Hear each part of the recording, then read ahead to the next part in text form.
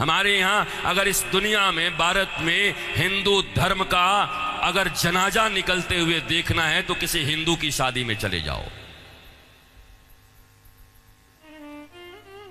शास्त्र कहता है सूर्यास्त के बाद वेद के मंत्र पढ़े नहीं जा सकते।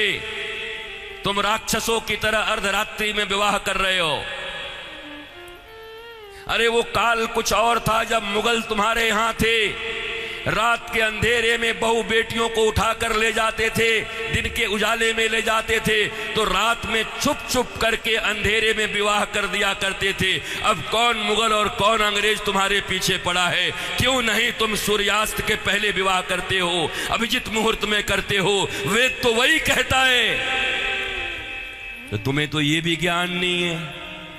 हिंदू धर्म का डंका लेके घूमते चल रहे हो, डंका पीट रहे हो हिंदू धर्म का।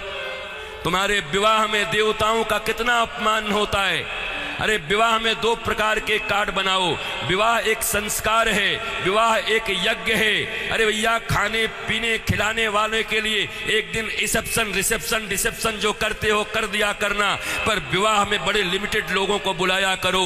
अपने परिवार, वो भी जो सनातन संस्कृति को मानते हैं, पवित्र रहते हैं। विवाह संस्कार में देवता आते हैं तुम्हारे द्वारा किए गए यज्ञ के भाग को लेने के लिए। अरे नाक पोंछते हुए, कान खुजाते हुए, पता नहीं क्या क्या करते हुए अगर तुम किसी को भोजन दो तो तुम्हारा बच्चा भोजन नहीं करता। ऐसे ऐसे आंख करके बच्चे को दो। शी मम्मी, कितनी गंदी हो तुम। और देवता आते हैं तुम्हारे बेटे और बेटियों के विवाह में। वो एक यज्ञ होता है। कोई शराब पी के खड़ा होता है, कोई गांजा पी के खड़ा होता है, कोई गुटके खाए रहता है, चमड़े के बेल्ट पहने रहते हैं, जूते पहने रहते हैं। 3 घंटे तक दूल्हा उपवास नहीं रह सकता। कोई फूफा बन के पेप्सी ढकेल देता है, कोई जीजा बन के कोक ढकेल देता है। अरे आज 3 घंटे जो अपने सिया को, अपनी जानकी को पाने के लिए उपवास तक नहीं कर सकता, वो क्या पालेगा अपनी पत्नी को, धर्म पत्नी को? ये कोई विवाह है? ये कोई सनातन संस्कृति है? और इसी को तुम विवाह कहते हो। विवाह यज्ञ है, यज्ञ है। इसलिए हमारे यहां तलाक और डिवोर्स का कोई सिस्टम नहीं है। उनके यहां विवाह एक एग्रीमेंट है, आज हुआ है कल तोड़ देंगे। पर सनातन संस्कृति धर्म पत्नी और पति स्वामी, इस प्रकार की एक संरचना है। विष्णु और लक्ष्मी बताया जाता उनको। तुम कौन से विवाह कर रहे हो? अंग्रेजों के पिट्ठुओं, अंग्रेजों के गुलाम बड़े बन गए हो। भारत के पैसे खा करके उन पैसों से भारत को ये दिखा रहे हो अंग्रेजों और पाश्चात्य संस्कृति की तरह विवाह करके साधारण भारतीयों के मन में लोभ उत्पन्न कर रहे हो।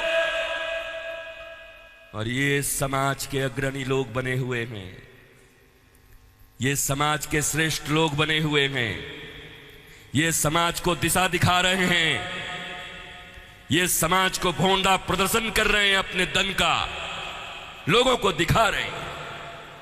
एक गरीब बेचारा विवाह करने में भी लज्जा करता है, इतना आडंबर बना दिया। विवाह एक यज्ञ है, बड़ा पवित्र यज्ञ है, सुंदर यज्ञ है, वेदियां बनती हैं। हमारे यहां दूल्हे दुल्हन, उनके वस्त्र कैसे होते थे? देखो आज के 50 साल पहले ही देखो ना, 50 साल पहले के फिल्म देख लो बॉलीवुड में, तो समझ जाओगे कैसे वस्त्र पहन करके विवाह करता हमारे यहाँ पर। क्योंकि बॉलीवुड भी या सिनेमा भी समाज का दर्पण होता है। और अब बदले हुए बॉलीवुड को देख लो कि अब कैसे विवाह करते हो। हमारे विवाह में हमारे वस्त्र, हमारे परिधान, फिर लेन देन इतना तो बनता है। 5 साड़ी तो बनती है, 21 साड़ी लगेगी ननद की। अरे कौन से ग्रंथ में लिखा है? कोई माई का लाल भारतवर्ष में किसी शास्त्र में मुझे दिखाए? कहां लिखा है ये लेन देन? तुम्हारी बुढ़िया पुराण में होगा।